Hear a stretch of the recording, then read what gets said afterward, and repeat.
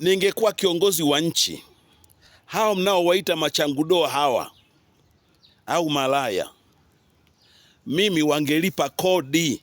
Yaani ningewapa vitambulisho vya kwamba huyu ni malaya, walipe kodi walao 50,000 kwa mwezi au 100,000 kwa 50,000 kwa mwaka au 100,000 kwa mwaka.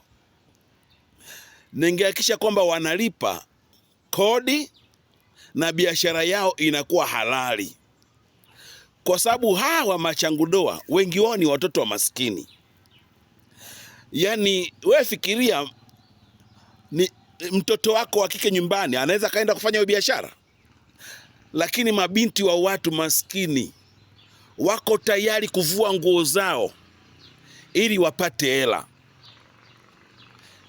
Kwa hiyo ili kuwasaidia ni vizuri watambulike kisheria. Maana baba yenu nachoka na haya mambo, Clemence Mwandambo, nachoka mimi.